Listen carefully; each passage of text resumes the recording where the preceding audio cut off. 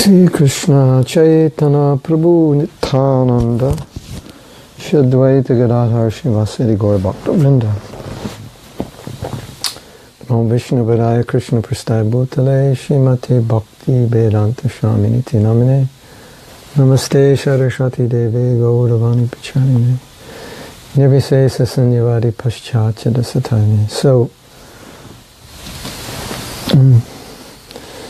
I was thinking what we can discuss today is the concept of humility, at the same time being powerful, the concept of low self-esteem as seeming to be something that might be advantageous to bhakti, and then the concept of being bold, powerful, self-confident, which sometimes for some devotees seems not in alignment with the concept of humility. And I think sometimes some devotees, they almost allow themselves to become a little timid or to not be so self-confident because they think being self-confident would be an aspect of pride. So a humble person wouldn't be bold, humble person wouldn't be self-confident. Something like that idea.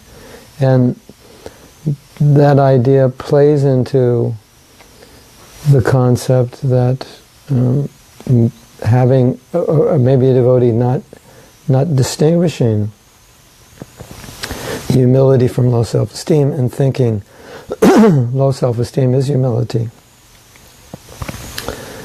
then being in this mood of not being forthright, straightforward, not being, as Prabhupada said, bold and daring in Bhagavad Gita. So I thought that's important because a lot of devotees will say, I can't be humble in certain situations because if I'm humble, I'll get taken advantage of. And so then I think what they do is they exhibit material qualities of pride, because if you misunderstand humility and you think humility is not practical, then probably you'll act in a materially proud way or materially confident way, which is not what we want. Or you'll act in a materially unconfident way, thinking that's what Krishna consciousness means, and then maybe you'll act in a false or a misunderstood humility, and then you'll allow people to take advantage of you. Now, one thing for sure I think that should be clear to everyone in spreading Krishna consciousness, and specifically in protecting our movement and establishing Siddhanta in a world of misconceptions, spiritual misconceptions, we have to be very forceful, very direct, and sometimes very bold. And Prabhupada sometimes used the word bold preacher. So he liked that, and he said, I was bold in coming to your country. So, first off, we shouldn't misunderstand that a person who's bold isn't humble. How can I be bold? How can I be bold and at the same time be humble? Because being bold is not humble. So that's not true. And if I lack self-esteem, then often I feel that being bold or being self-confident, being aggressive, etc., wouldn't be right. It's not the Krishna consciousness. So I think some devotees actually have allowed themselves to, in the name of humility, actually not be humble, but just show a lack of self-confidence, a lack of self-esteem, and maybe feel comfortable in that, not knowing how to, or afraid that if I show any kind of self-confidence or if I'm too straightforward, then that would be wrong. Or, yeah, so probably you know the story. It's quite famous because it's told so often. That one of the Sankirtan ladies was asking Prabhupada, according to Shastra, women should be chaste. Women should not be aggressive. But when we go out on book distribution, if we're very timid and very soft, people basically will, they'll be difficult to stop and be difficult to talk to, and they have so many excuses. So to distribute books, you have to be somewhat forceful, if not externally, at least internally, very focused and very determined, and not just timid and, oh, okay, you don't want a book, oh, okay, whatever you say. You have to be, no, you should take it here. Let me show you. I don't have any money. No, that's okay, just, no, just give a few cents, whatever. You have to be very direct and sometimes extremely bold and so forth. So she was confused. So she asked Prabhupada, how do you do that? Because we're not supposed to do that as women. It's out of place. So Prabhupada said something very interesting, which I think we should elaborate on. And he said, be a lion on the chase and a lamb at home. So lion on the chase, in other words, be bold, do what you have to do to distribute the book. Be bold, be confident, be whatever is required. But don't misuse those qualities so that when you come home and you're interacting with the devotees, those qualities are not necessary in normal interaction. You don't have to be bold with the devotees. You don't have to be overly self-confident with the devotees. I'm better than you, move aside, I can do this. You don't have to intimidate devotees with your bold preaching in classes. But outside, these qualities may be necessary. So Prabhupada is saying, we're not afraid to be self-confident. We're not afraid to be bold. One time, a man, he was curious, because whenever he saw Prabhupada, I guess this man was with Prabhupada maybe on a morning walk, whenever he saw Prabhupada, when he'd walk, he'd hold his head up high. And the man said, why you're always holding your head up? Because it's unusual. And Prabhupada said, because we cannot be defeated by anyone. Now someone who doesn't know Prabhupada, who doesn't know Krishna consciousness, might say, your spiritual master is very proud. He's very, might say very arrogant. He said, we cannot be defeated by anyone.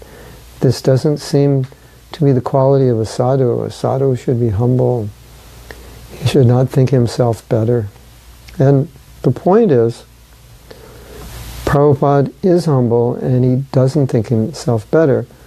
But Prabhupada often said, if I make such bold statements, it's not me, it's Krishna who's saying these things, and I'm just repeating what Krishna is saying. So if Krishna says this is true, or Krishna says this person is wrong, Krishna says this person is a fool, then I must say that because I'm representative of Krishna. I must say the same thing. So in that sense, the devotee, he's bold. But if you meet the devotee personally, he's very humble. He's not arrogant personally. He doesn't think he's better. So humility is applicable in different situations in different ways. And if Prabhupada says we have our head up because we're always right, we know that Prabhupada is not thinking, I'm better than you. But he may be thinking Krishna's philosophy is the best philosophy and we all need it and you need it and it will help you. But he's not thinking, I'm better than you. So he can say, We hold our head up because we cannot be defeated. At the same time, he can be humble, thinking by Krishna's mercy, I can speak and not be defeated because Krishna's philosophy is perfect. And in this discussion, there actually was another discussion. This discussion sometimes would come up on book distribution because pretty much to be successful, at least in America, at that time we were distributing books, you had to be fairly bold and very strong, and you had to be confident. Oh, here comes a person, I'll give him a book. You couldn't think, I don't know, maybe I'll approach him. It didn't work if you felt that way. It just didn't work. But if you were confident you could distribute, you were willing to say what you had to say, and confident and bold, and asking people to take books and asking for donations, or even asking for large donations, then you would do well. So there was a discussion about this, and Prabhupada said, I was bold. He said, I wasn't invited to your country. Nobody asked me to come here, but I came. Nobody asked me to go on the street and chant, but I went out and chanted. Nobody asked me to start temple. Nobody asked me to do these things. So Prabhupada was defending this criticism that sometimes the devotees, you devotees are heavy, or they're not humble, etc. And so Prabhupada was saying, for the service of Krishna, we require to be bold. So I think it's important for us to understand this, because especially as Westerners, the concept of bold and humble seem to be at opposite ends of the totem pole. How you're humble if you're bold. And I think it's important to define humility in the way Prabhupada uses it, and in the way he applies concepts like self-confidence and boldness. So if I'm serving Krishna, and Krishna needs something done, or I need to establish Krishna's movement, or I need to establish the truth of what Krishna says, then if I apply boldness, if that's, you could say, so to speak, a tool or a method to be successful, or if I apply self-confidence, even if I apply what appears to be arrogance, or even if I apply what appears to be anything which is not humility, but I'm doing it solely because I see the practicality of it. I see it as a tool which is necessary to achieve something. Then if I don't apply it, if I'm not self-confident, if I'm not bold, if I'm not aggressive, then that would be my failure. Does that make sense? So we're not afraid of being aggressive or bold. We're not against self-confidence. We don't think, oh, you can't be self-confident because it's arrogant. But we know that if you don't possess a certain level of self-confidence, you'll fail. So let's say I have some service, and like Krishna Karshini, she was master of ceremonies, so she's on a stage, and there's 300 people in the audience, up to 800 people. So most people have fear about speaking publicly in front of people, and we were telling Krishna Karshini, oh yeah, you can do it, you're very good at this, you should have this self-confidence. So the self-confidence was necessary to do that service well. She can't go on the stage thinking, oh, I'm not good at this, I don't know what to say, I'll probably mess it up. No, she has to go out there thinking, I'm going to do this right, Krishna's going to help me. I'm staying at my son's house now, and he's into martial arts, so last night he was watching the world that is like, what do they call it? Mixed martial arts championships, and Madison Square Garden. So he said, hey, there's these girls fighting. I was like, oh my God. So he goes, come look at this. So there's one girl, Krsna, she's the world champion, and she's Polish, and she's never been defeated, ever. It's like nobody can beat her.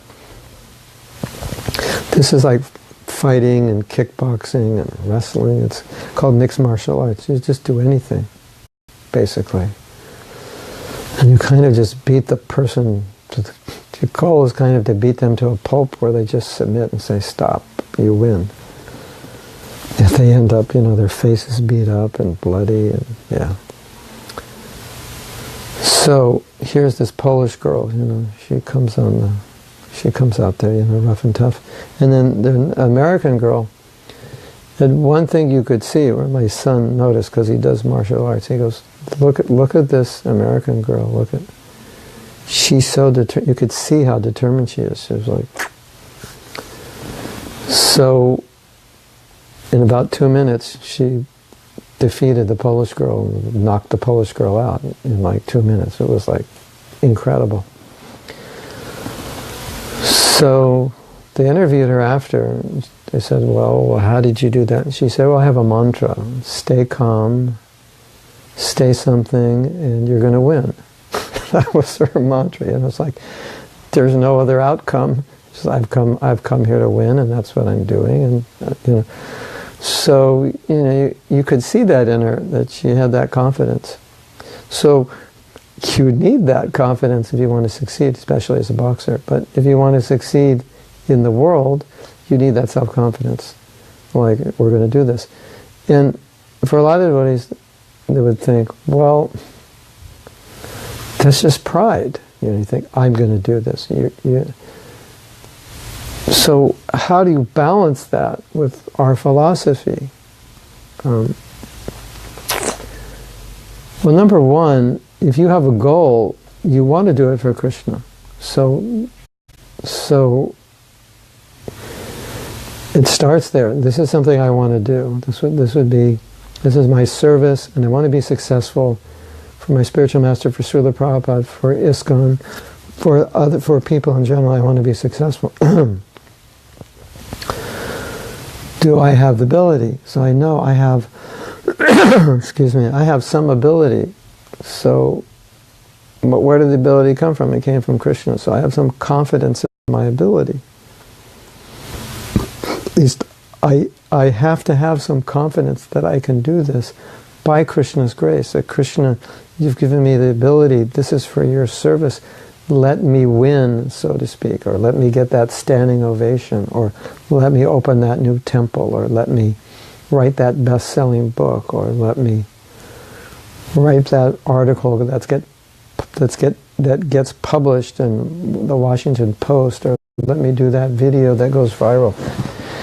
You have to start with at least some confidence that Krishna could give you the power to do that, right? You have to have that.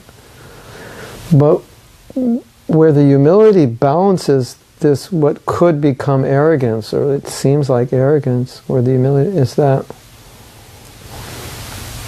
it's not me, it's Krishna. But if I'm willing, and I'm focused, and I'm intentional, and I make this my service with pinpointed, laser-pointed focus, that Krishna will, I'm confident that Krishna will give me abilities that I don't possess, and energy I don't possess, and intelligence I don't possess, and determination I don't possess.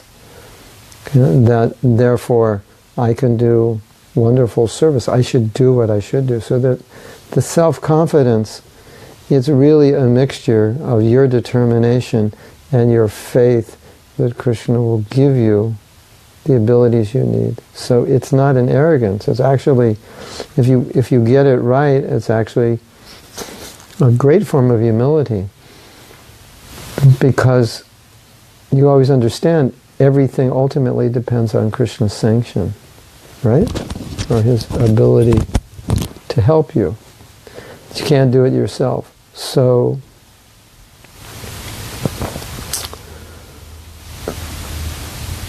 So now the question will come. Okay, so a lot of you may be listening and thinking, well, I don't really feel that way.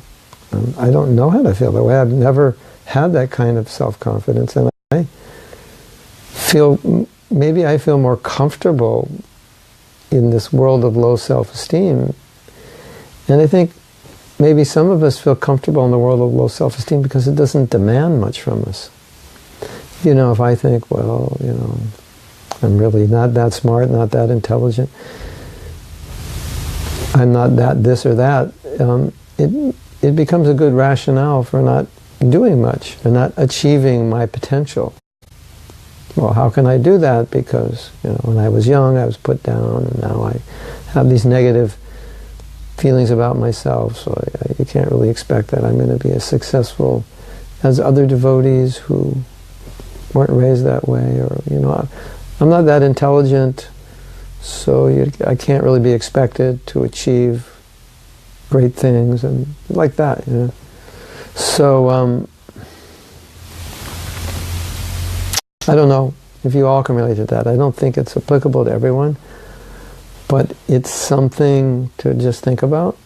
Am I limiting myself because I've convinced myself that I lack certain abilities, or I'm just like, I don't really deserve to be successful. Let someone else be successful. They deserve it. You know, Krishna doesn't like me, or why would Krishna choose me to be successful? I'm not the right person. Let other people be successful. You know, things of that nature. Well, if I think, well, there was a Christian, I don't know her name. It might be Marianne Williamson. Maybe you've heard of her. She's an author and a speaker. It was either her or some other prolific American Christian writer and teacher who said, you don't serve God by playing small. So sometimes we think humility would mean to play small. We don't do much. So we stay humble. So I really like that statement. Humility doesn't mean to play small. If you can play big or bigger, okay, let me put it this way.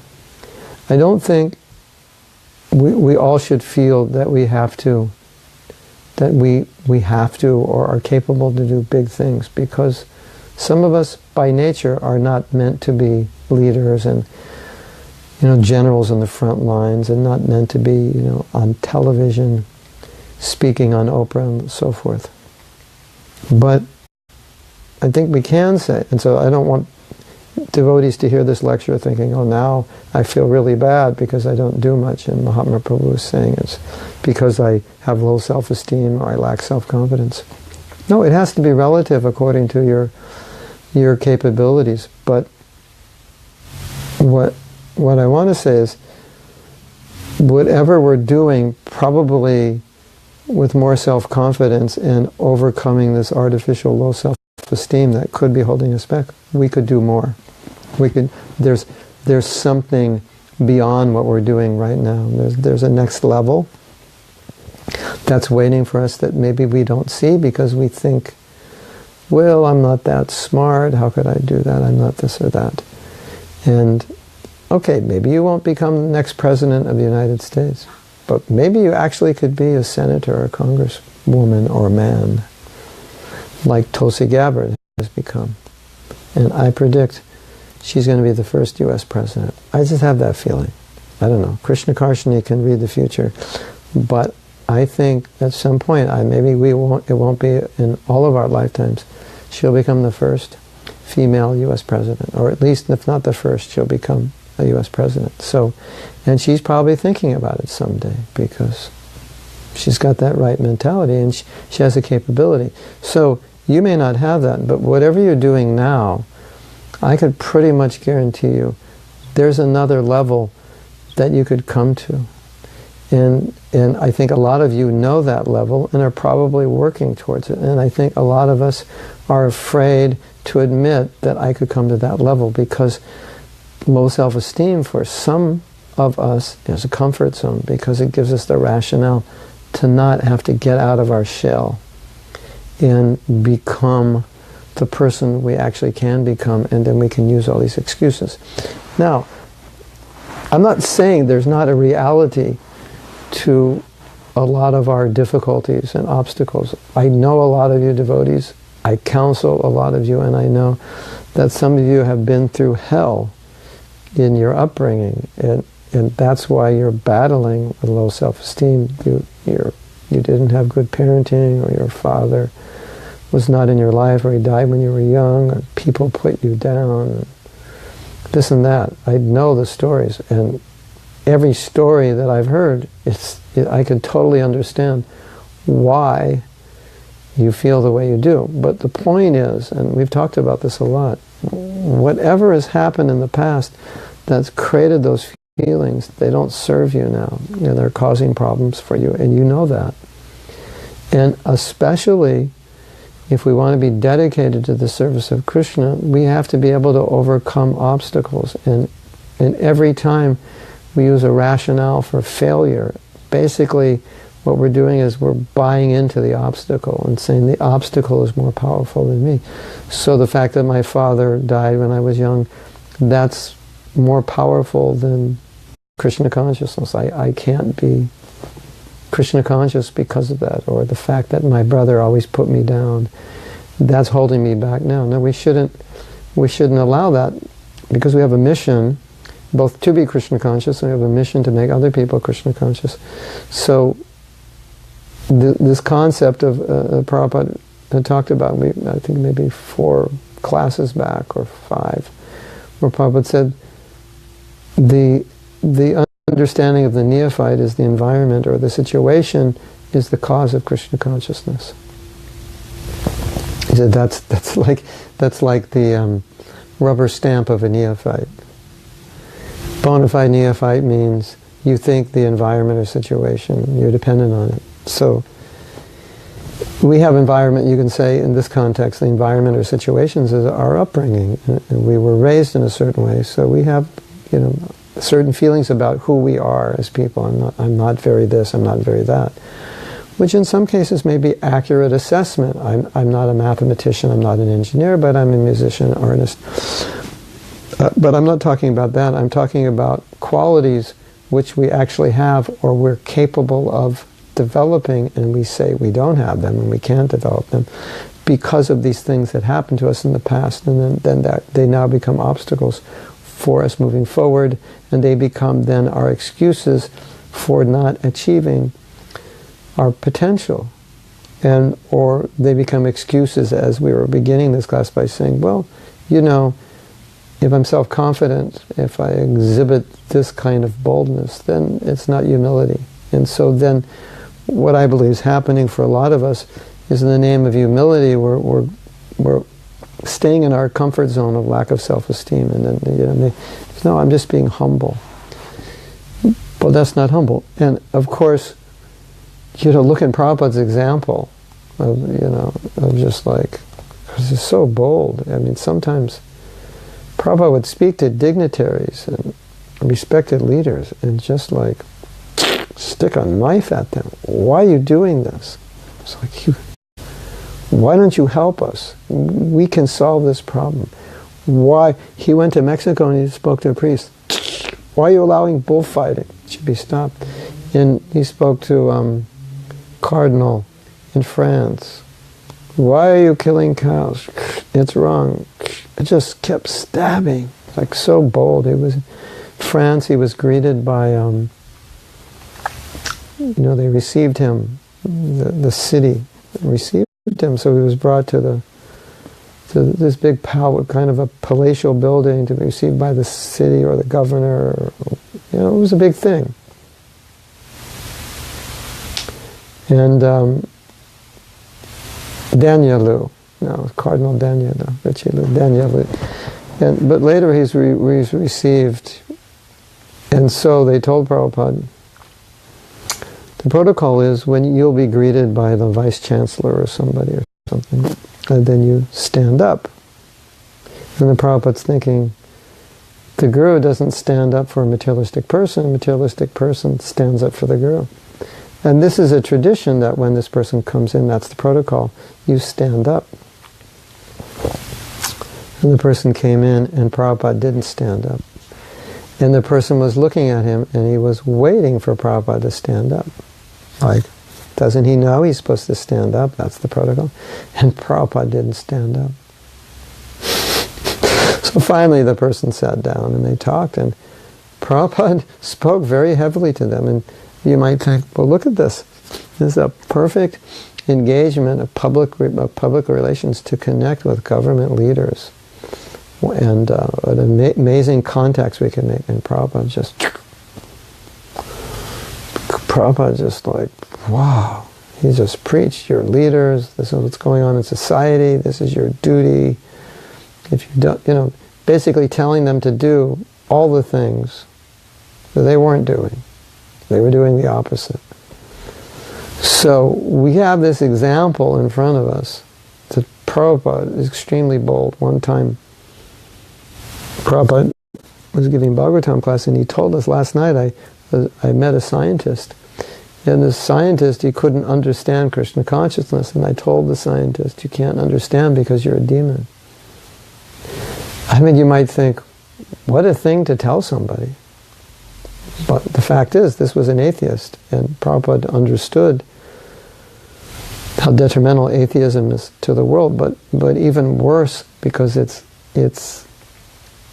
clothed in science and respectability, it's just more insidious. And Prabhupada just told him, look, what you're doing is demoniac. You are undermining theism in society, and you are authorities and people listen to you. And you are so dedicated to atheism, you cannot understand what I'm saying. Wow, what a thing to say to a guest. Isn't it? A guest comes, respected scholar or scientist, and you say, you cannot understand Krishna consciousness because you're a demon. Of course we know that because, in many cases, because Prabhupada's intentions are so pure, that people accept. So Prabhupada said, actually the man accepted it. He knew, somehow Prabhupada revealed it, he knew he was wrong and the man accepted it. But whether he accepted it or not, the point is, Prabhupada was bold enough to say that. So we have this example of Prabhupada, just, you could say, kind of going uninvited into America and just, and and also very extremely bold. In the mid-70s, there was a court case against us, and we were being charged of brainwashing. And it was kind of a big thing because what was at the heart of this is they wanted to prove that we're not a bona fide religion and then take away our religious freedom by removing our religious status. If you don't have religious status, you don't have religious freedom, that they could get us off the streets. Because our religious freedom allowed us to distribute books in public places. And there was a great fear that the Krishna consciousness movement would become so powerful that children who would normally be raised as Christians or Jews would give up their religion and join Krishna consciousness. And these people were, I believe, sincerely convinced that we were brainwashing and taking away free will and independence, and people joining our movement were not making free will choices, but we were manipulating their minds and therefore keeping them hostage mentally so they couldn't leave. They lost their free will. And so by our preaching and chanting, they were kind of in this altered state where they couldn't make free will choices intelligently. And if they could make intelligent choices, they would see that this is all brainwashing, then they would leave. So he went to the Supreme Court of New York. So this was like a heavy case, and devotees were very worried about it, very concerned, because if we lost that case, that could be a huge problem for the future of ISKCON. Yes? So, it's This came to Prabhupada, and Prabhupada was like a lion. He said, go in the court, read our books. And then Prabhupada said that brainwashing books have been distributed. They can't stop it. And he'll say, we'll win this course. We will win this court case. Fight for Krishna. I mean, there's just like so many instances where Prabhupada just stood up boldly. There was another time Prabhupada was invited to some event, and there were different speakers. There were Mayavadis. But Mayavadis, they also understand Gita, you're not the body, and so forth. Detachment, like that. So one Mayavadi was speaking, and everything he was saying was okay, because they understand detachment, they understand Gyan, so they're speaking their Gyan. And then all of a sudden, he starts speaking his impersonal philosophy, and Prabhupada, he couldn't tolerate it. At the middle of this man's lecture, he turns to devotees, he said, start kirtan. So he just, this is a big Pandal program, he just interrupted. And they had kirtan, and the organizers were, they were visibly upset about it, obviously. He just interrupted one of their invited speakers. And Prabhupada said, they said, why did you do that? He said, when he was speaking, everything he said was okay, but then he said, Krishna this and Krishna that. The impersonal philosophy came, and Prabhupada said, I couldn't stand hearing it. I couldn't stand it. So Prabhupada just, it wasn't like, we have to go, excuse me, I have to go to the toilet. He just, stop this. Stop. I don't want these people to hear this. So the point of these stories is that we're seeing how Prabhupada was extremely bold, forceful. He fought, fight for, there's all these words, bold, fight, aggressive. These were words Prabhupada used in preaching, or words he used to encourage us. Then you have the flip side, where one time devotees told Prabhupada, they said, there's this prediction, I believe by Bhaktivinoda Thakur, there's this prediction that one of the generals will come from the spiritual world to hear and spread Krishna consciousness all around the world. And will come to the West and do that. I forget exact details. Probably from Mahatma.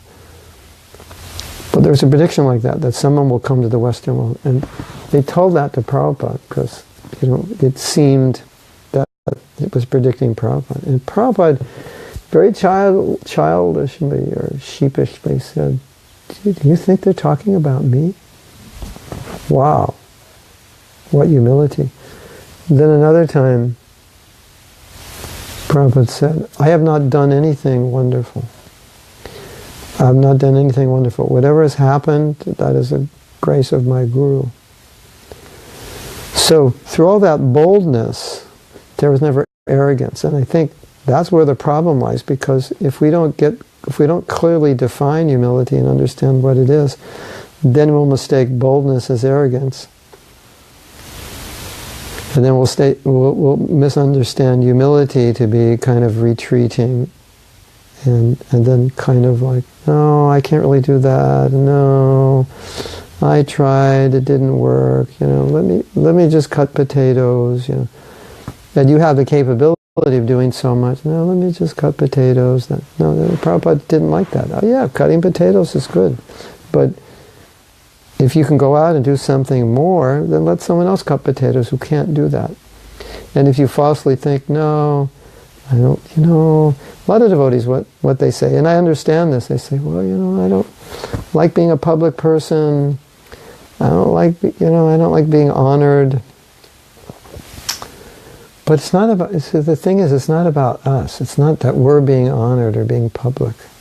We're not supposed to see it that way. It's that Krishna's being honored, and any honor I get, that's honor to Krishna. One time, Prabhupada said, in 1975, he said, when you go to India for the Mayapur festival, your service is to act perfectly. Because if you act like perfect Vaishnavas, that will glorify me.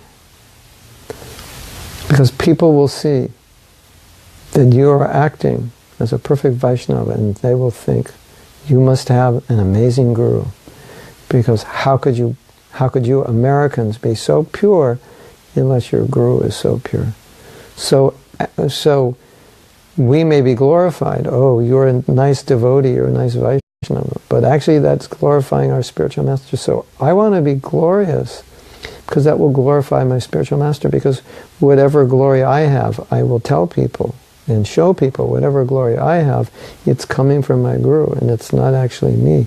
So I can be bold, I can be daring, I can be aggressive, I can be powerful, I can be challenging, and I can be extremely humble at the same time. So I think a lot of times where we get caught up is the fact that the external manifestation of this aggression must necessarily be an internal manifestation of arrogance. It's not at all, as we see from Prabhupada. And then we think, this artificial humility will protect me from my own arrogance, because I'm very arrogant, so I'll just switch it around 180 degrees, and then artificially, or in some way I'll be humble, or as I said before, I'll kind of wallow in my own lack of self-esteem, and that way I'll be protected and humble. That's not what Prabhupada wants us. He wants us to fully manifest our abilities, our talents, become famous for Krishna. Why not? Become powerful for Krishna. So,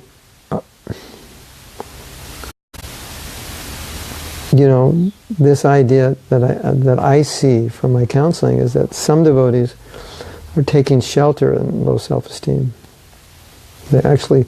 They kind of find a comfort zone there, and it's a protection from having to actually be who they can really be.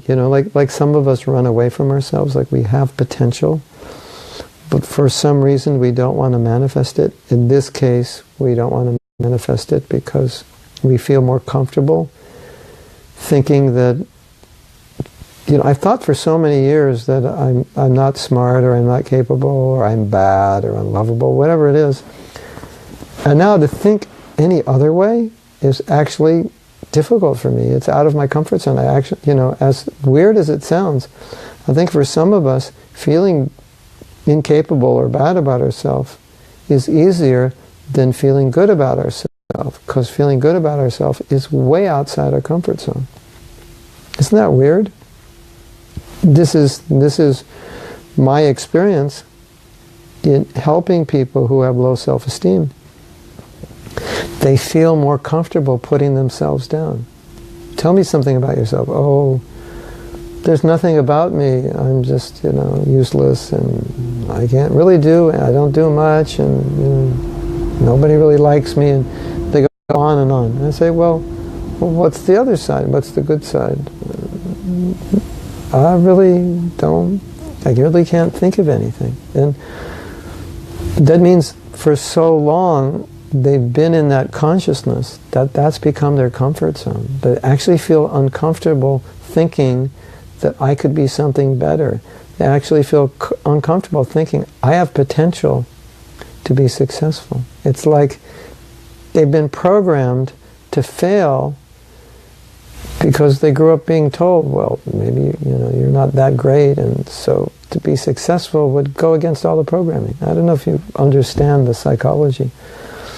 Let me try to explain it. If, let's say, you have a programming, and programming just means things you've heard and things you've realized that forms your attitudes and self-conceptions. And so you have this self-conception that, well, I'll never be better than this devotee, or I'll never be more successful than my father, or I could never achieve this level of success, or I could never do this or that. So it's all programmed in as a way of thinking, a way of being. So that if something actually happened where you started to get out of that, you would put yourself back into it, because now you're going out of your comfort zone, and you're going out of this whole way of thinking for so many years. And if you started becoming successful, it would drive you crazy. You you would kick yourself back down because that's who you believe you are. So, you know, all these impressions from growing up create this self-identity. And then when you have a self-identity, your comfort zone is to live that self-identity. And so what we're trying to do in this class is show that that self-identity is not the identity that Prabhupada wants you to have. It's not the identity he's given you. He actually wants you to break out of those limiting identities and then understand as a devotee, you're now in a different realm and you have different responsibilities. So even, let's say, you have that conditioned identity and it's your comfort zone to think you're not capable. But let's say, in a moment of, what do we say, sobriety, you actually understand that you are limiting yourself and you are really more capable than you say you are. And if that's true, that would be like having some resource that you're not willing to use for Krishna. Oh, so-and-so Prabhu, we have this project. Well, I need $1 million. And you say, well, I can't really help you. Say, I'm not very rich. And I say, but you actually have $1 million in the bank. Yeah, but I'm actually poor. It's like, it doesn't make sense. How could you have $1 million and be poor? So no, you actually have the intelligence to do this. No, I really don't. No, but you are. You have this degree. Yeah, I know, but it doesn't make sense. And so you have a resource, and now you're not using it for Krishna.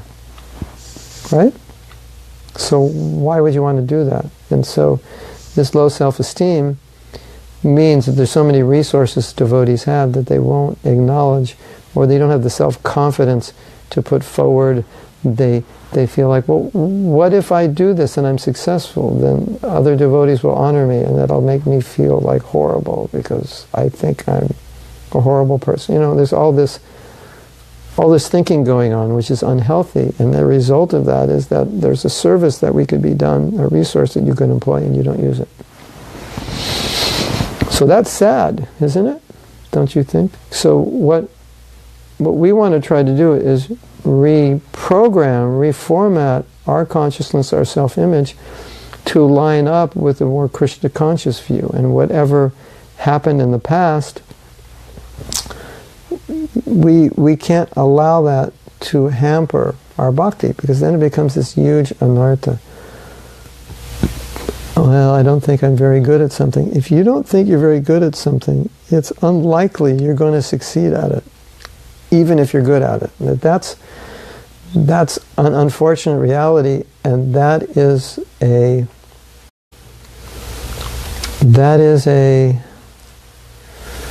it's just such a great loss of what you could be and what you could do. If you actually have abilities to do something for Krishna and you think you don't artificially because of a lack of self-confidence, self-esteem, you're afraid to put yourself forward for some reason.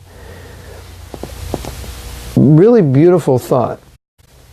And I've heard this from other people, but I've always had it myself long before I've heard it from other speakers. If you have something that you could use, you have some potential that you could use in the service of others, and you don't for these reasons, think of all those people who could benefit from what you have that are not benefiting because you're not giving it to them. Think of their misfortune. So rather than thinking, well, maybe I'll be glorified, maybe I'll be honored, it'll be uncomfortable, think about them. Like, let's say you're a scientist and you came up with a cure for AIDS, cure for cancer, cure for heart disease. You just came up with a cure for everything. And then I say, so what's your plan to get it out there? And you say, well, I'm not going to get it out there. And I say, well, why not? I say, because I'm not a public person, and if I get it out there, I'll be honored. And I'll have to be on television, and I'll have to attend conferences, and they'll probably write books about me, and then I'll be making all this money, and I don't really like having a lot of money. I'll be a multi-millionaire and famous, and I just like a private person. And, wouldn't you think, wait a minute, there's people who are suffering, and you have something that could stop their suffering, so just you're going to have to deal with the fame and this and that. This is too important, right? Wouldn't that make sense? So we're in the same position, It's like Bhaktisiddhanta said, this movement's too important to wait for independence. So, this movement's too important to wait for us to get our heads together. This movement's too important to wait for us for the day that we're willing to stand out and be somebody or something. You don't serve God by playing small. That's such a powerful mantra. And so many of us are living that paradox. We think, I'm serving God by playing small. I'm being humble by playing small. That's what Prabhupada would say, that's a false renunciation. That's not, you're renouncing something because it's uncomfortable for you. That's false renunciation, but it's good for service. As anything you renounce which is good for service, that's not renunciation. Prabhupada actually criticized that you could, many times, that he saw within Gaudiya Math that there were things they could use, but they didn't want to use them in the name of renunciation. And Prabhupada criticized that. He said that was one of the major fall downs of the Gaudiya Math. They didn't want to use things because they wanted to remain renounced. And he said it was a major philosophical misunderstanding that these things could be used for Krishna, and they didn't want to use them. And he said on the other side, they used things that they didn't need to use, and that became a form of rationalization of sense gratification. Oh, let's use this for Krishna. It wasn't required, but actually they wanted it for their sense gratification, and they had to somehow connect it to Krishna to rationalize it. So he said, both sides, there were opposites of the same misunderstanding. So I would encourage all of you to understand how detrimental low self-esteem is, either if you have it or you see other people have it, because it's actually paralyzing and handicapping, and it keeps people stuck. People who are qualified, people who are intelligent, people who are attractive, people who can do many things are stuck thinking, I'm not attractive, I'm not intelligent, I can't do anything, I'm not capable, when in fact they are. And in that consciousness, everything then becomes colored with this negativity. And then what happens is, another paradox happens. So they don't like themselves. Well, why would you like yourself if if you feel you're unlovable? Even God wouldn't love me. I'm so unlovable, God wouldn't love me. Then how could you love yourself? How could you like being in your own skin? You now are having to live with this person even God wouldn't love. So how could you be functional and powerful and happy if you think that way? And one of the symptoms of Krishna consciousness is that you're happy. So if we have a bunch of devotees who are unhappy because they lack self-esteem, how can they be effective as preachers? Because our philosophy is that Krishna consciousness makes you happy, satisfied in your realization. So these classes are addressing issues that I would say are not on a extremely serious level. Some people have serious low self-esteem issues, and they actually need professional help. It's like, I've dealt with them, and these classes will not help them. They'll help a little bit. They'll like give light at the end of the tunnel. For a day or two, they'll feel better. But their conditioning, their foundational core belief is so strong that there's something wrong with me, that they can't flip themselves out of that. It's a conditioned belief that has to be re-engineered on the lowest levels. So these classes are addressing issues which maybe are more common self-esteem issues, which are not clinical, at least in my estimation and in my experience, that these classes can help us pull ourselves out of this by understanding what it is that's going on, why I think this way, what are the ramifications of it, how I am actually more capable than I think I am, etc.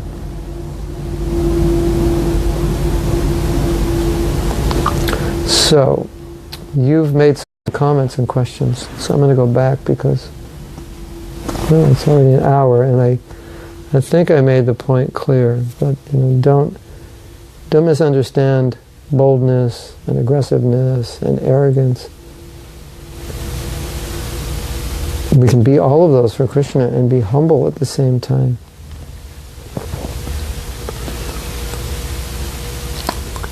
You can be extremely bold and extremely humble.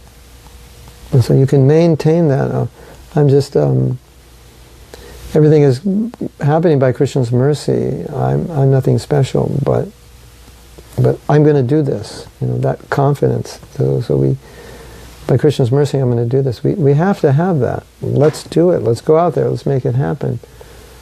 We have to have that. But you can't be successful if you don't have that. But it doesn't have to be coming from the modes of nature. It can be coming from a genuine place in your heart that, yes, Krishna, you together will do this, or together as our temple, we're going to do this. We're going to make this happen for Krishna. We have faith in Krishna. We're going to make it happen. So that's the self-confidence we want. So I'm going to go back. And I'm going to read. There's some comments here. I just have to find where the first comment begins. And as I said, just to make this point again, Prabhupada's example is before us in this extreme manifestation of humility and his extreme boldness simultaneously. And one didn't contaminate the other. His humility didn't contaminate his boldness didn't contaminate his humility. And I think we think that they contaminate one another, where a humble person can be extremely bold. We saw that in Prabhupada. So Krishna Karshani says, sometimes self-confidence and service to Krishna, especially when we feel that we are good about it, may end up in arrogance. How to avoid it, how to stay humble. We may know theoretically that all skills we have are Krishna's gifts, but still we can feel proud, feeling a special person because of having special skills. Yeah. My realization of this, and I think this is probably the best answer I can give in thinking about this and talking about this and writing about this and teaching about this, what I've come to realize is the solution is gratitude. So let's say, Krishna Karshani, let's say you actually are the best MC on planet Earth now in the year 2017. This is November 5th, 2017. And right now, November 5th, 2017, on planet Earth, there is no better MC in the world than Krishna Karshani. Let's say, theoretically, that was true, for the sake of discussion, right? How should you think Krishna Karshani? You should think, I'm so grateful, you should think, I am so grateful that Krishna has given me this ability, and I will only and always use this ability in Krishna's service. Thank you, Krishna, for giving this, and I know you've given me this ability to use in your service, and I will humbly employ it in your service. And as long as the gratitude is there, then you'll take it as a gift. Let's say, like Krishna Karshani, let's say you give me you dig a hole in your backyard and oil comes gushing up, and now you're a multi-millionaire. And you call me up and say, Mahatma Prabhu, I found $10 million worth of oil in my yard, and I want to give you $1 million. And then I walk around thinking, hey, I'm a millionaire. What did I do?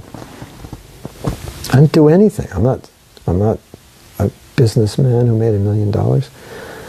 So I'm walking around proud. Hey, I'm a millionaire. No, I should walk around grateful. So thank you. I'm so grateful for this. I can use this in Krishna's service. Thank you for that. You're amazing to have thought of me and been so generous. You could have given this to anybody, and you've given it to me. And I'm so grateful, and I'll use this carefully in Krishna's service. I won't squander it. I won't waste it. Maybe I'll buy a new MacBook Pro, but having more computer problems with my beautiful HP, which is convincing me that Steve Jobs was one cool dude. He created one good computer. And I've had so much trouble with this. All right, so I might buy a MacBook Pro, but other than that, I won't squander. I might buy a better microphone, but I won't squander this money to thank you. I will use it in Krishna's service very carefully. All right, so that's important, extremely important. If there's gratitude, then you can acknowledge that you've done something well, but you won't become proud, because the gratitude means Krishna has given me this ability. Now, you know, at least we should know, Krishna could take that ability away. Just like you're on stage, Krishna Karshani, and you're entertaining people, and people really like you, and you're being funny, because that's your nature. You're good at it. You don't have to try. All you have to do is be yourself, and people like it. And that's the qualification of a host, of an MC, of a talk show host, of a television host. They just have a personality that people like, and just being themselves is entertaining and funny. So you have that. You are like the incarnation of host. You have host Shakti, right? But at the same time, you should realize that if you become proud of your host, that you're the host incarnation. You know, I have to look it up in Sanskrit. What is the MC Shakti? We'll call Krishna Karshani MC Shakti Dasi. So you are the incarnation of MC Shakti. But you should know, you should always feel that Krishna, you could take this away from me. If I become proud, you could take it away from me, and I'll be on stage and I'll just blank out. I won't know what to say. I'll tell a joke that's not funny and no one's going to laugh. I'll just embarrass myself. Krishna could do that. And we have to know that he could do that. And we have to know that even though I have this ability, it's come from him and it's his mercy. Now, that's my realization. And I think if you imbibe, I think all of us, if we imbibe that realization, we'll be safe. At least that's what's kept me safe. It's just gratitude. And I say, thank you, Krishna. Like I'll do something and I'll look at it and I'll think, that was good. What I just did was good. What I just wrote was good. But I'll sometimes read it and I'll think, that was good. I was reading an article once. Someone sent me an article. I'm reading it and I'm reading an article. I said, I really like this article. I wonder who wrote this. This sounds like something I would write. And I'm going down and it's getting better and better as I'm reading it. And at the end it says, written by Mahatma Das. Because I wrote it so long ago, I forgot that I wrote it. Isn't that funny? So now you think I'm an egomaniac. No, the point is, I didn't know that I wrote it. And I was looking at it thinking, I like this article, I like this writer. Then I found out it's me. And so, thank you, Krishna. And my immediate response was, wow, I didn't actually realize that I could write like that. Thank you, Krishna, for letting me do this. And the thank you means, please continue to empower me so I can continue to write and write like this. So that's one very important point. That's your safeguard. That will guard you. That is always, you're always grateful. Thank you, and it's like thank you for the $1 million, and I will always use it wisely in your service. That's it. Thank you for the MC Shakti. Thank you for the speaking Shakti, the writing Shakti, the art Shakti, the management Shakti, the engineering Shakti, the computer programming Shakti, the keen intelligence by which I can speak to scientists and academia. Whatever it is, thank you for it. Thank you for this great memory I have. Everything I read, I remember. Not that I'm proud. Just thank you, Krishna. Now here's the other thing, which I think is very important to understand about pride. Pride is gratification of the ego. So we, as devotees, shun sense gratification. Control your mind, control your tongue, control your genital, control your belly, control what you see, control what you hear, be focused. This is fundamental, chapter 2, Bhagavad Gita, right? So, what is the highest form of sense gratification? Ego gratification is actually the highest. So don't misunderstand. Think, oh, I don't eat much, and I'm, practicing celibacy fairly well, and, I only watch movies once a month. I'm doing good.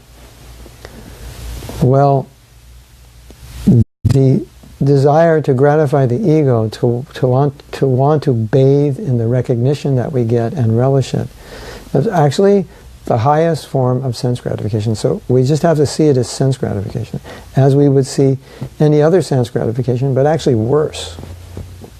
It's worse. It's worse than eating 2 chocolate bars. It's worse than sleeping 9 hours. It's worse than illicit sex. Okay, someone's going to argue with me and say, no, how can it be worse? Those things are sinful. And this pride is just, I didn't do anything sinful. Okay, I understand that point.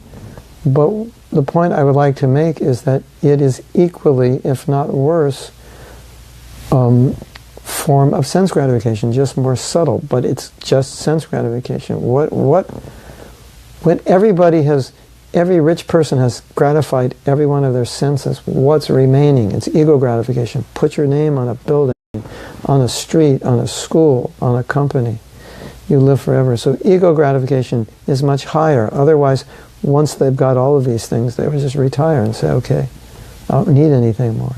But so many people work hard to establish reputation. That is the greatest gratification. So if you see the desire to be honored as bad or worse than any other form, it's sense gratification. It's just, that's what it is. Don't think it's like something glorious or dramatic or innocent or subtle. It's not. It is plain and out gratification of not the mind, tongue, belly, genital, but the ego. And gratification of the ego ultimately is the highest form of gratification that we can possibly get. It's not a gross sensual gratification. It's more subtle. But the desire to gratify the ego is the most intense desire or most intense human need. So just see it as sense gratification in the most intense and subtle and core way.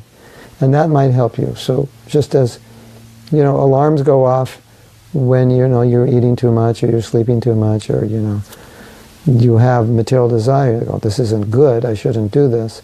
The alarm should go off and say that my desire to be honored is just a form of sense gratification on a more subtle level, not really any different than any other form of sense gratification, but ultimately more detrimental, more destructive, more insidious, more materialistic.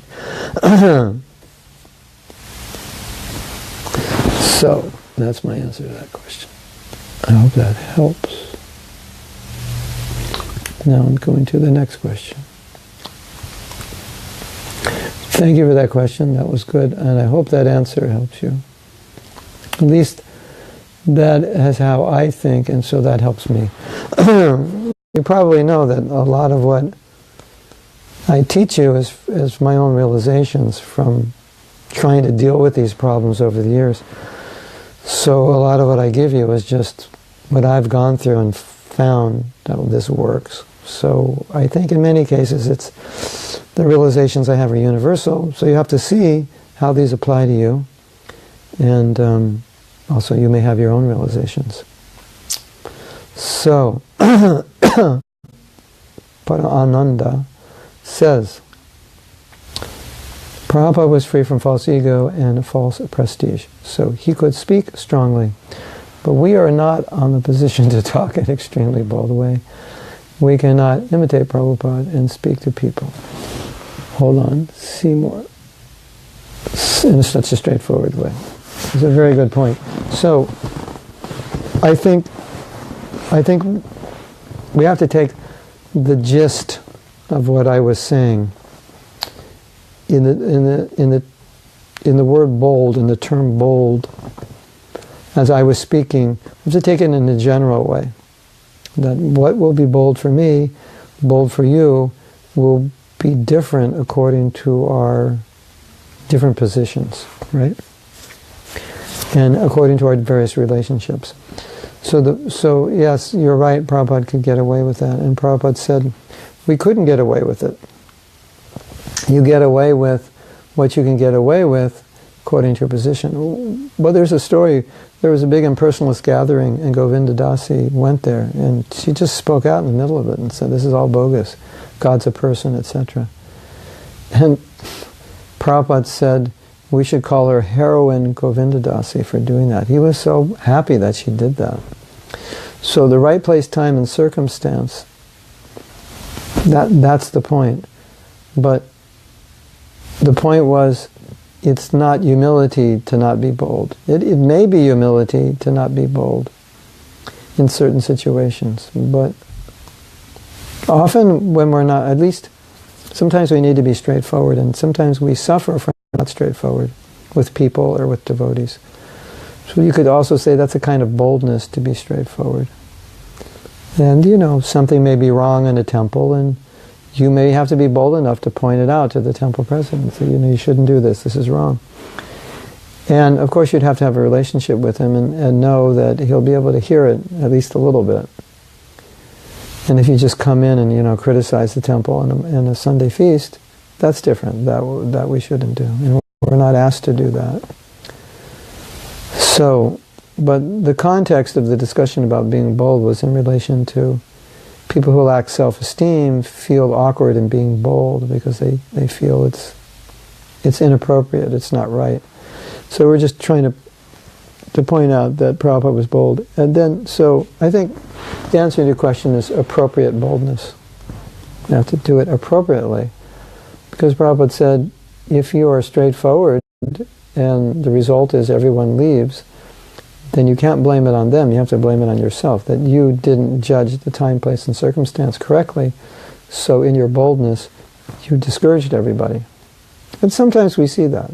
Right? And the person may say, well, I'm just preaching Krishna consciousness, I'm just preaching what's true. And that may be, but the point is everyone went away. So there's an art to preaching. It's not just, it's like you cook something for your kids and it's all healthy and they don't eat any of it because you didn't cook it well. Well, you could say, well, it's healthy, you should eat it. I know, but I can't. It doesn't taste good. So, preach the truth, but you have to spice it so people can eat it. Otherwise, if you don't know how to cook it and you can't use that excuse, well, I fed it to them, they didn't eat it. Well, they didn't eat it because it didn't taste good. So that's the art of preaching. So that question is well taken. Gopi Jivana says, let's go big for this amazing Gaudiya family, for the whole world. Yeah. So he's responding to the point I was making, don't think small. You don't serve God by playing small. Prabhupada wanted everyone to be Krishna conscious. So that's how we should be thinking. That's our mission, how we can make the world Krishna conscious, although it doesn't seem like possible or it's happening, but at least we have to think in those terms. If, like Gopi Jivana is in Stellenbosch, so you can start with Stellenbosch, South Africa. How could we make Stellenbosch Krishna conscious? Or how could we make the university at Stellenbosch, like the most Krishna conscious university in the world? You have to start with something bold, because that's what Prabhupada did. That we're in that line. Prabhupada always came up with something like, do this. And we're like, oh, how do we do that? That's impossible. No, just do it. Figure it out. Try it. So that's exciting, saying, how can we make Stellenbosch the first Krishna conscious university? We'll fill the place up with Krishna conscious professors. The president of the university will be a devotee, or we'll make him a devotee, or you think that way, and then everything just preach the truth palatably. Exactly. So everything takes off. So have that mentality, and don't be proud. Have confidence that Krishna will help you. So Krishna Karshani says, for those of you who don't, yeah, well, you can see Nagorjata K Karshani, that's Krishna Karshani. Krishna Karshani has just had this amazing time in Vrindavan, and I'm so jealous of her because I was in Alachua while she was in Vrindavan. Oftentimes, we are just not aware of our own potential, how to find out what our nature or dharma is, the service. Sometimes you can find out your potential from other people. Say, what do you think I'm good at? What do you think I should do? So that's there. That's possible, right? What is my potential? What can I do? How can I do it? Or, as I often say, and I'm serious, although this is funny, so I often say, ask your mother. We're having a class and a devotee said, he asked, maybe it was in Poland, you might remember, he said, how can I know my nature? And I said, ask your mother. And it totally threw him off. I saw on his face, he was completely bewildered. And then like 20 seconds later, his face lit up and he said, you're absolutely right, that's the perfect answer. Because he realized, what he was as growing up, that's his mother knows him better than anybody. And say, so what are you? So, that's one way. And another thing is to just look at, well, what do you do? Like, what do you do? Well, Krishna Karshani entertains. She's always entertaining. That's just what she does. And what does her husband do? He plays guitar. It's just, you don't have to say, Prabhu, could you sit down and play guitar right now? Krishna Karshani, could you tell me a joke? I know it's hard for you, but could you? She'll just tell you jokes, and he'll just play guitar. So when you look at what you just do, like when you don't have to do anything, what do? I tell jokes. What do you do? I read. How many hours do you read a day? Like 6? You read 6 hours a day? Yeah, why? I just like to read. So if you like to read, you probably like to do research, you probably like to teach, you probably like to format information in a way that's understandable to people. It's just you start putting I'm always organizing something, I'm always putting things away, I'm always thinking about how to do things better. Yeah, you're a manager, you like to do that. Yeah, give me problems, I like to solve them. That's what managers like to do. Give me a situation, I'll make it happen. If you have that nature, wherever you go, you're always saying, you could do it this way, you could do it, this is how your mind works. You're always thinking, why doesn't he do this? Why don't they do that? Why are they doing this at 4 o'clock? They should be doing that at 6 o'clock. At 4 o'clock, that means you're a manager. That's just how you think. So you want to see which one of those propensities is strongest within you, wherever I go, I just think, I just want to sit down and paint. That's all I want to do, So many services, but deep down inside, I just want to do art. I'm just at heart, I'm an artist. So, you just have to be aware of these things. And if you're not entirely aware, ask people around you, what do you think my nature is? What do you think I should be doing in Christian service? What do you think I'm really good at? And they might say, oh, you should be on television. You talk. You're such a good talker. Or you should be, you send me these emails. You're such a good writer. Oh my God, you should be writing. Or you're so creative. You should open a center, like a new concept for preaching.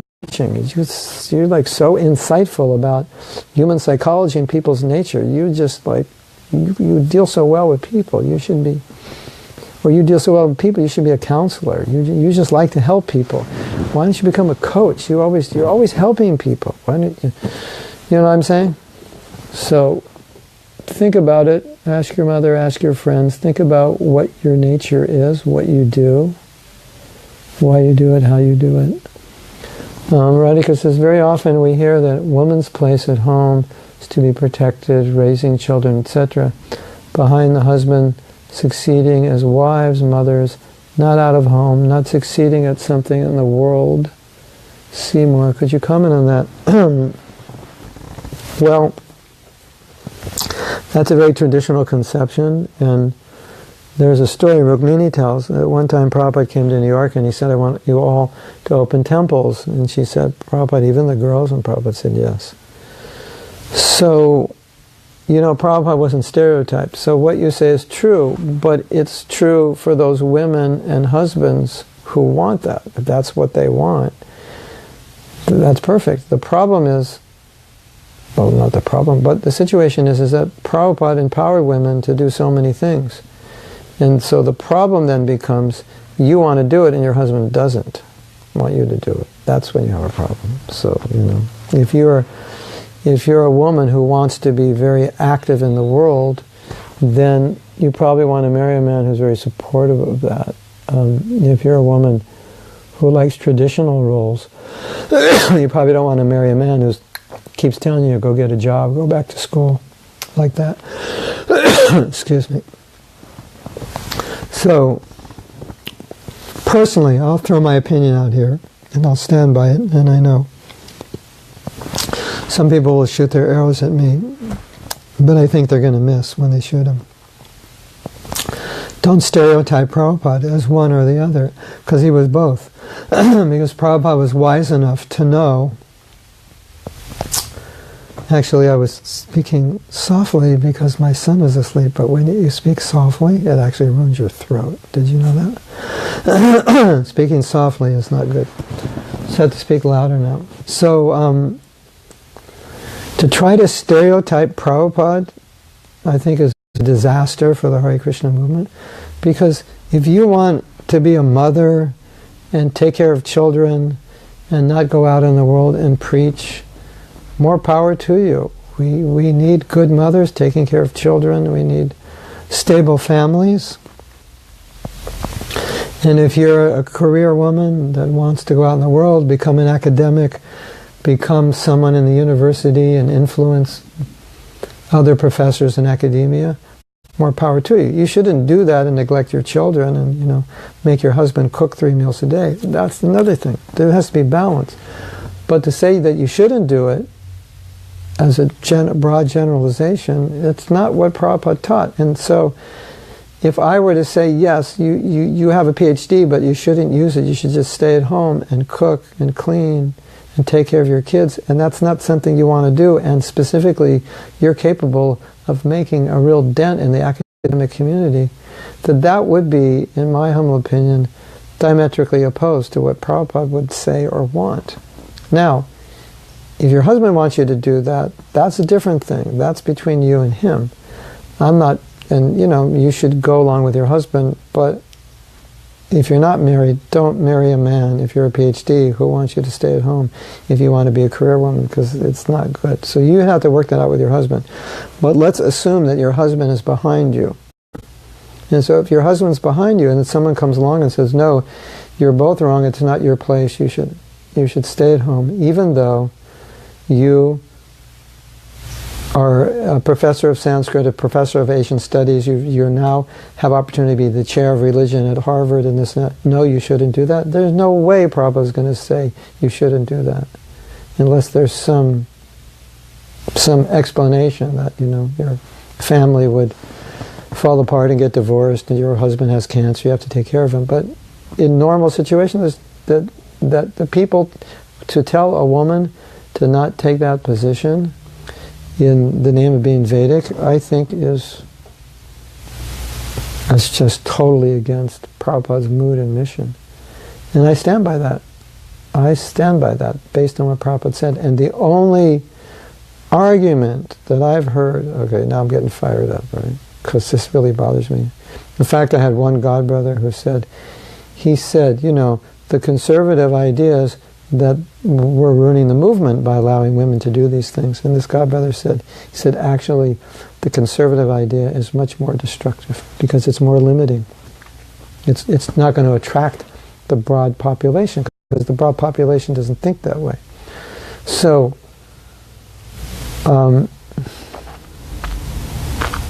yes, it's now, like as I said, if that's what a woman wants to do, and there's a community that's developed around those principles, more power to them. I would never say that's wrong.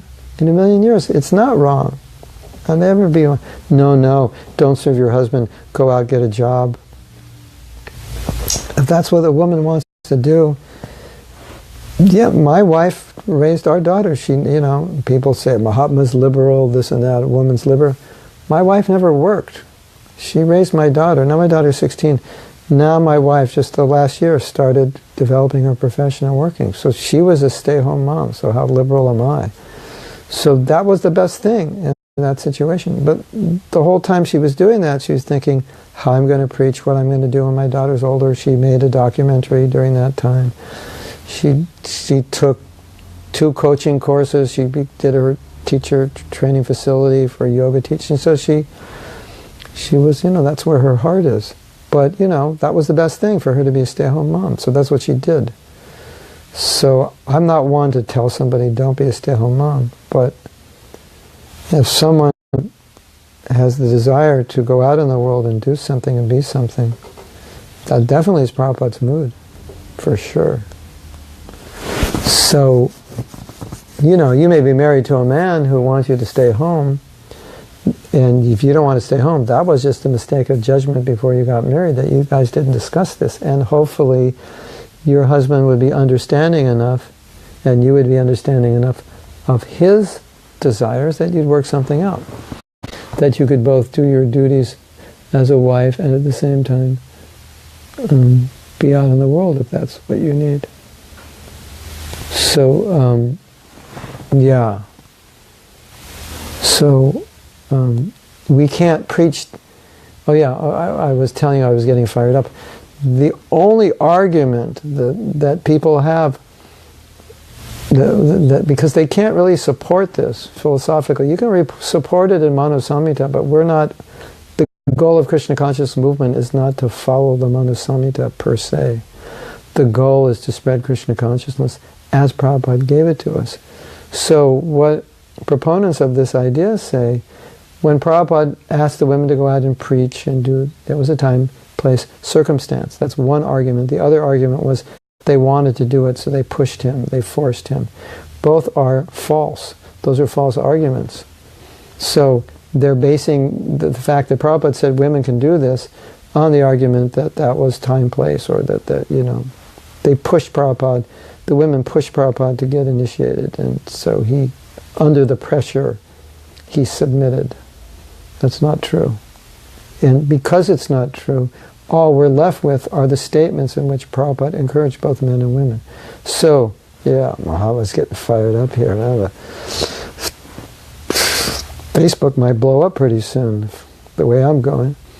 So, yeah, it actually bothers me because it's not what Prabhupada taught. And you can't, it is dangerous, dangerous, dangerous to write off something Prabhupada said by saying it was time, place, circumstance. That's dangerous stuff. Now that may be true in some cases, but you have to be very cautious when you say that. And something as important to Prabhupada as liberating women to preach, which is right in his books that were being criticized because we have women in the ashram, but book distribution and preaching is doubled because we're having women and men. It's right there. Prabhupada's defeating that argument in his own books, and then his own disciples are coming saying that's no longer valid. What's that about? That is wrong. That is wrong. It's not going to help the Krishna consciousness movement. As I said, if you want to hear to that philosophy and that's where your heart is, fine, do it. Nobody's going to say that's wrong. But to stop people who want to go out and preach and develop careers and can have influence in the world, to stop them, that's not what Prabhupada wants. He never said that. He said the opposite. Yes, fired up. Oh my God. Oh my God, I was on fire. Now, we're going to hear. Now all I have to do is write that, put that out on Dandavats, and we'll have like 12,000 hits. One article I wrote had 12,000 hits because I said men should be nice to their wives. Wow. Can you believe that? The situation of the Hare Krishna movement, if you say men have to be nice to their wives if they expect their wives to be nice to them and get criticized for that. That is like so sad that our movements come to that position. Oh my God. It is, that depressed me when I read that. I said, what? You know, God, we're so hung up about women, and then, you know, it's like my reality is what I see in front of me. Here's a man and a woman. What do you want to create? Create the reality that will help you become Krishna conscious. That's the answer. You know, is this woman capable? No, women are not capable. What do you mean? She's got 3 PhDs. She's not capable. You didn't even graduate high school. But I'm a man. I'm smarter. You may be, by definition, emotionally more intelligent, but academically, she's running circles around you. And I don't even know if you're more emotionally intelligent, because men in Kali Yuga are not all men anymore. So let's deal with what we have, and let's talk about what we have. When we talk about philosophy in kind of in a vacuum, in a theory, and then it avoids dealing with what's on the ground in front of you, it doesn't work. And a lot of this, a lot of philosophical discussions, if they come to a point where they're not dealing with reality, it's like, what are we talking about here? It's all theories, philosophical ideas, but on the ground there's a situation, and what we're talking about, it's not relating to the situation. So a lot of philosophical discussions, to me, are fairly irrelevant and confusing for a lot of people, because they're not dealing with the fact, look at this woman who's got 3 PhDs, you're a high school dropout. You're telling me she's not qualified to do these services and you are? No, there's no way. That's not what Prabhupada meant.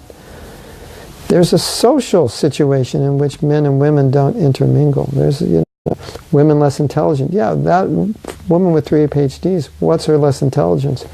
She wants a big house and 400 saris, and you only want a smaller house and 100 dhotis. So you're smarter than her. On that definition of intelligence.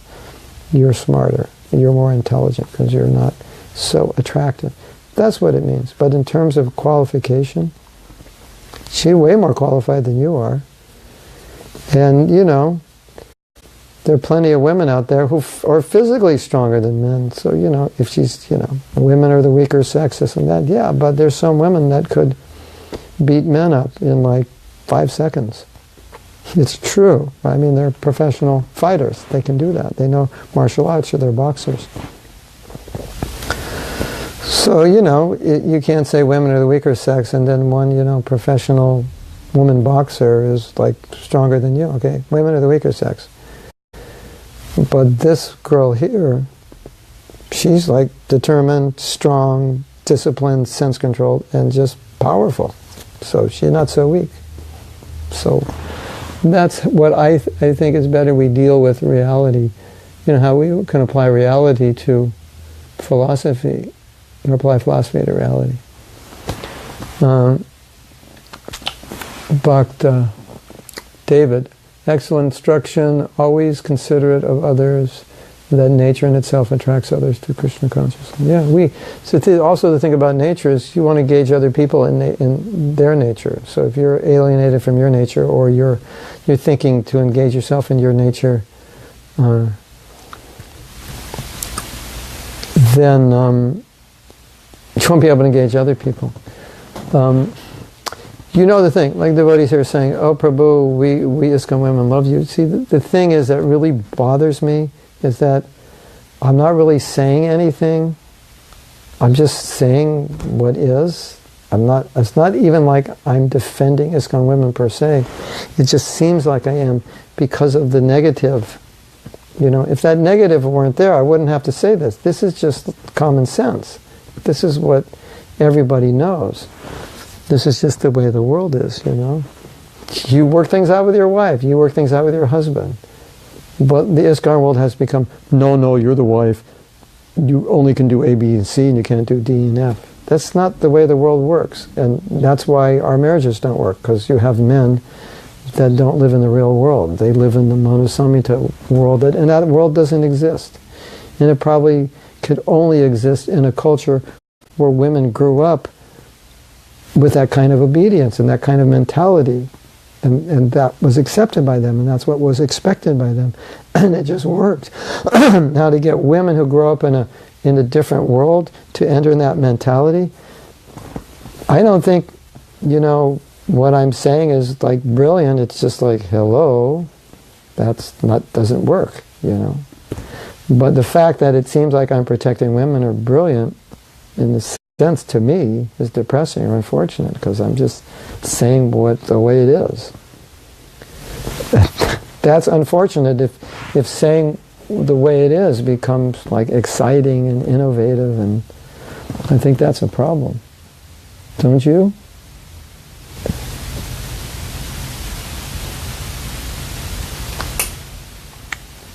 And I think all the women understand this, and it's hard for them. If we don't have your mother with us, your aunt, your uncle, your grandmother. Eddie's saying, well, if I can't ask my mother, what's my nature? Eddie, we already know your nature. Your nature is to study, to do research. We already know you're a professor. That you don't have to worry about it. If you like to study and you like to teach, just be a professor. Spend the rest of your life.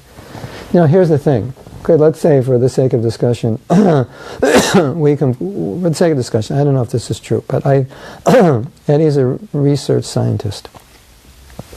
She likes to do research, right? So let's say Eddie decides, I'm going to make a career of research and maybe be a professor, right? So now the thing is, as a devotee, what's the strategy to utilize that so that I can influence the academic community in a more spiritual way, a more Krishna conscious way? So that's the next stage, right? So that's the idea. Okay, I found my nature. Now, what do I do? What field do I go into? What courses could I teach? Maybe, so Eddie has a degree in science, so maybe there's a course in science and religion, and so she can take some more courses in religion and then teach that course. That would be fantastic, and completely defeat Darwin.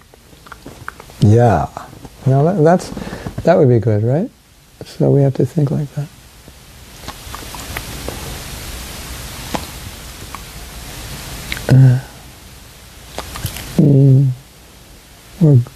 We're going down.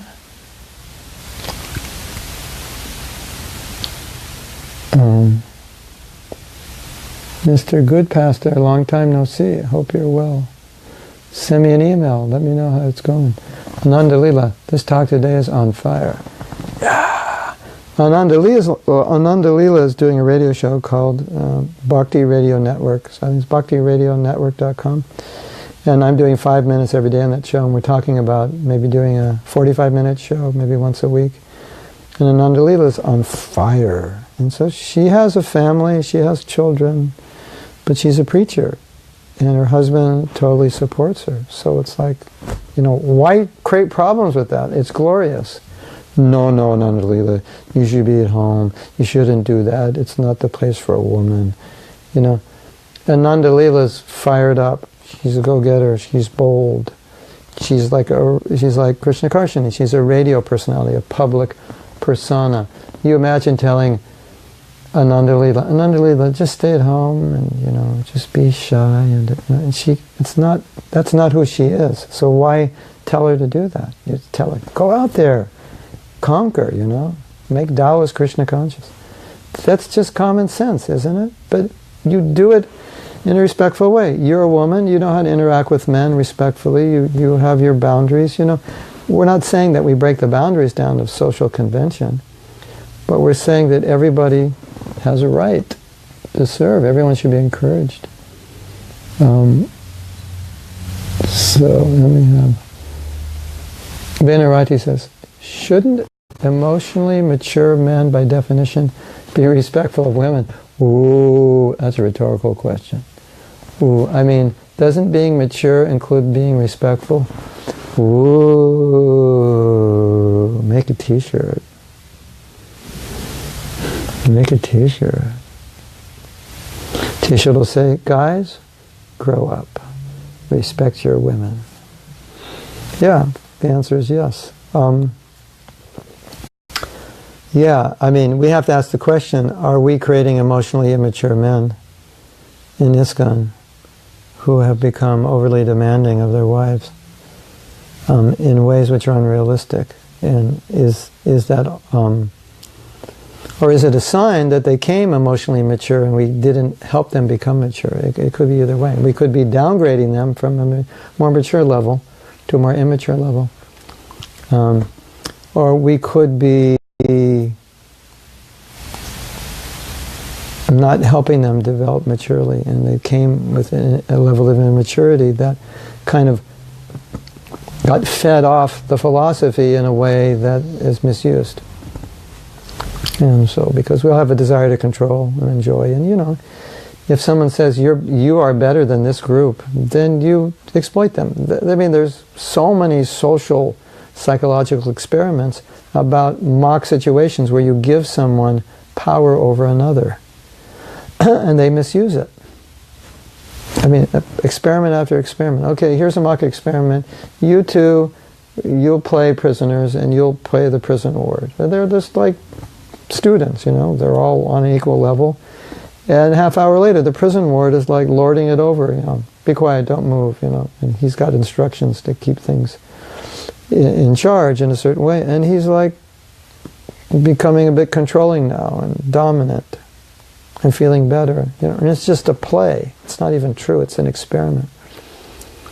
So that's human psychology. So then, okay, I become a devotee. Men are better than women. Women should do what the husband says. So, okay, I'm in control, That's it. Do what I say. If you don't like it, get out of here. No, but the woman tries to explain. I don't care. I don't care how you feel, So we've seen all these things because that plays into that immature psychology. So we're not aloof from human psychology. To think because we chant Hare Krishna, these things don't affect us is not true. They do affect us. So we have to be aware of that. Yes? Do you agree? Anyway, Venuranti, that was a rhetorical. You answered the question. I know it wasn't your intention. But Venuranti, she's smart and she sees things. And many ladies, they have a problem in ISKCON. They're smart. And a lot of ISKCON leaders don't like smart ladies, because smart ladies can see through things. And they don't want some ladies around telling them what's wrong.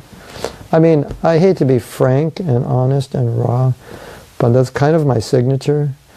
And I think when I'm frank, honest, and raw, it's nothing new to you. You already know all these things, but we don't necessarily talk about them publicly, but it's a problem. Women know this. Women know that men don't want to be told what's wrong. And so a lot of times in our temples, women, they just stay quiet because they know that, if they're just quiet, everything's okay. Even though things are not the way they should be. Even though a lot of the women are smarter than a lot of the men leaders, but they stay quiet because there's no place for them to speak up. But wouldn't it be better if we had an environment where we invited women to participate and speak up, and at least in countries where that's acceptable and suitable and would be beneficial? In some countries it may be good, but it wouldn't be good because it's not the culture. So I acknowledge that in some countries it won't work. Even though it would be good if it did work, it won't. So that consideration is there.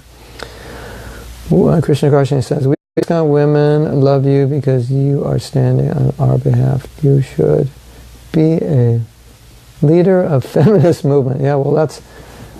I wrote an article and then I got accused of being a feminist. I think I got accused of being a feminist. And the first thing I said was, what's a feminist? I actually really didn't have the definition of the top of my head what a feminist is. And I think I was considered being a feminist because I was standing up for women when I felt they weren't being treated fairly. So I said, well, if being a feminist means you stand up for women, then it's a compliment. So you can call me a feminist if you want, if that's what it means. You pave the way for everyone. Looking forward to working with you. Hare Krishna. Ananda Leela's on fire. Yes. Okay, we'll end with this statement of Venerati's point about if men are emotionally mature, they should be more respectful to women.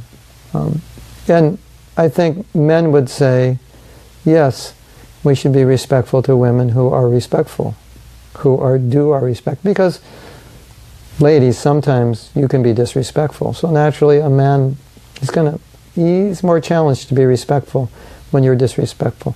So it's better if you can be respectful. It makes it easier for him to be respectful.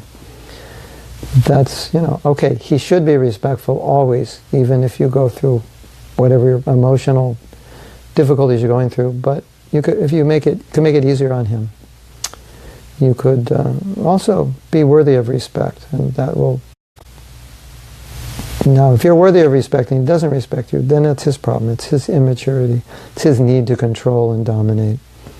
If a man needs to control and dominate, then probably he has to work on that before he gets married, because that can make a woman very unhappy. A woman wants to be loved, not controlled, and she'll be controlled when she's loved. But if a man doesn't love her and tries to control her, then mixing water and oil, it doesn't work. So, okay, so we'll end here. Tomorrow I'm supposed to give class, but it would be 2:15 a.m. my time, and I get up early. Today I got up at 2:50, but I didn't get up at 2:15, and I went to bed at 10. I mean, somehow or other. But to say I would be up at 2:15 tomorrow, or say I should get up at 2:15, not knowing what time I'm going to go to sleep, and as you know, I'm in the mood of taking care of my health, it's probably better we don't have the class. Although we might have a class for the Irish devotees, which would be at 10 o'clock, but it wouldn't be on Facebook. Benarati, that's a good point. It's always a two-way respectful relationship. Yeah, okay. All right, so we'll end here, and thank you all, and we'll see you then.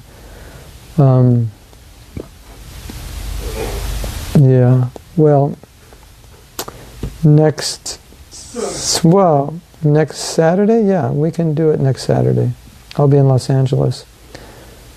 Next Saturday, yeah, we'll do it. Next Saturday and Sunday I'll be in Las Vegas. I think we can do it there also. Shouldn't be a problem. Okay, Hare Krishna. Srila Prabhupada Ki Jai.